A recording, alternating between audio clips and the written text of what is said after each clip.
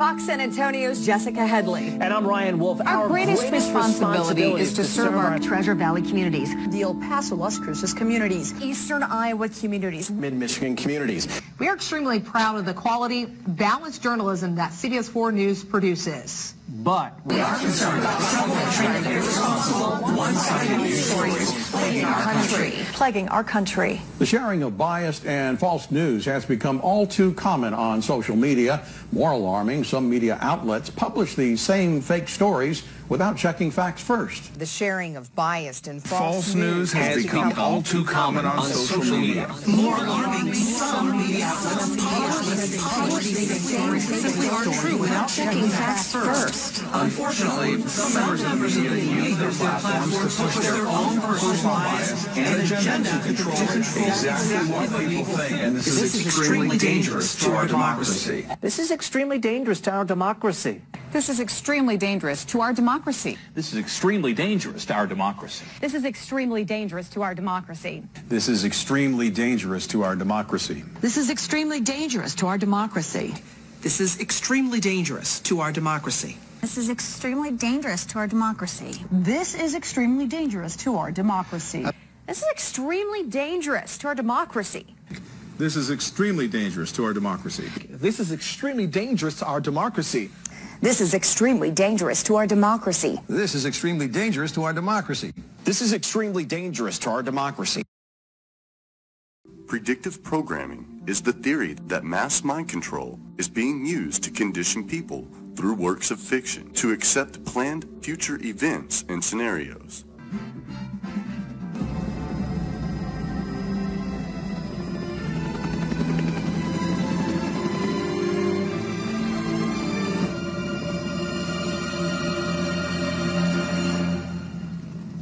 Next time we'll bring them both down.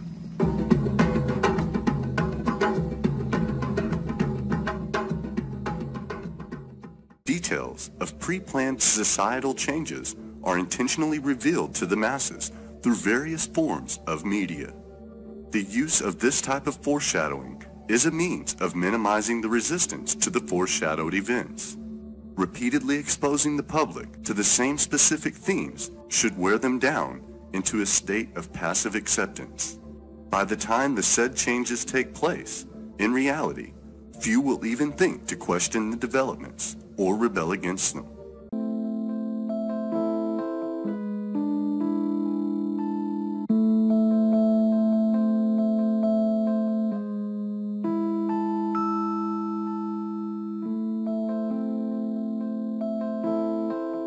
Hello, I'm Severin Suzuki speaking for ECHO, the Environmental Children's Organization.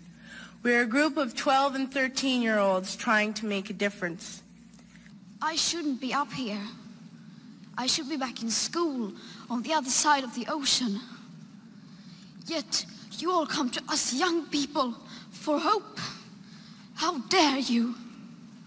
I am afraid to go out in the sun now because of the holes in our ozone. People are suffering. People are dying. Entire ecosystems are collapsing. We are in the beginning of a mass extinction, and all you can talk about is money and fairy tales of eternal economic growth. How dare you? Did you have to worry of these things when you were my age? All this is happening before our eyes, and yet we act as if we have all the time we want and all the solutions. There will not be any solutions or plans presented in line with these figures here today, because these numbers are too uncomfortable, and you are still not mature enough to tell it like it is. I am only a child, yet I know if all the money spent on war was spent on finding environmental answers, ending poverty, and finding treaties, what a wonderful place this earth would be. You are failing us. But the young people are starting to understand your betrayal. The eyes of all future generations are upon you. And if you choose to fail us, I say we will never forgive you. Do not forget why you are attending these conferences. who you're doing this for. We are your own children. You are deciding what kind of a world we are growing up in. Parents should be able to comfort their children by saying, everything's going to be all right. It's not the end of the world, and we're doing the best we can. But I don't think you can say that to us anymore. Are we even on your list of priorities? My dad always says, you are what you do, not what you say. Well, what you do makes me cry at night. You grown-ups say you love us, but I challenge you, please, make your actions reflect your words. We will not let you get away with this. Right here, right now, is where we draw the line. The world is waking up, and change is coming whether you like it or not. Thank you.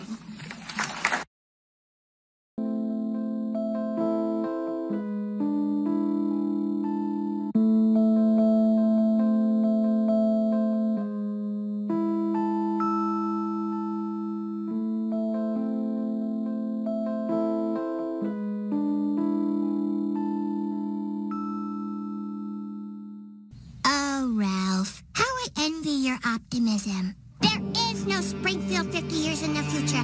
With global warming trapping the CO2 inside our poisonous atmosphere, our superheated oceans will rise, drowning our lowlands, leaving what's left of humanity baking in deserts that once fed the world.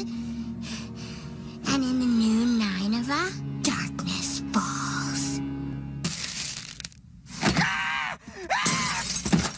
The Simpsons apparently predicted Donald Trump's presidential victory back in 2000. If you're a fan of The Simpsons, you might remember this episode. It was in the year 2000. It's called Bart to the Future. And basically, Bart gets a glimpse, a very dark glimpse into his future. So the year is 2000. The episode takes place in 2030. He turns out to be a beer-chugging bum. I guess as we all expected. His sister, on the other hand, Lisa, ends up being the first female president of the United States. And who does she succeed? Donald Trump. And she's left to pick up the pieces of a terrible presidency where the country is nearly broke. And the problems she faces as a leader are beyond fixing. The writer of the episode says the show always embraced that sort of over-the-top part of the American culture, and Trump is really a symbol of that. The scariest part is if Trump becomes president this year, it will be a whole 14 years before that actual episode. So something to think about. Indeed. Thank you very much, Natika, for that spin through the international press this morning.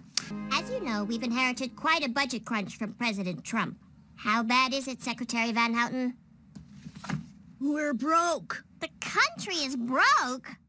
President Trump. In late 2016, the world was shocked by the news that Donald Trump would be the next president of the United States. Best known for his business strategies and a stint as the main host on NBC's The Apprentice, no one ever expected this reality TV star to make good on his promise and/or threat to run for president. No one, that is, except for The Simpsons writers. In the season 11 episode Bart to the Future, we got a glimpse of a potential future where Lisa Simpson became the first female president. The prediction was made as a throwaway joke in which Lisa comments she's inherited quite a budget crunch from President Trump.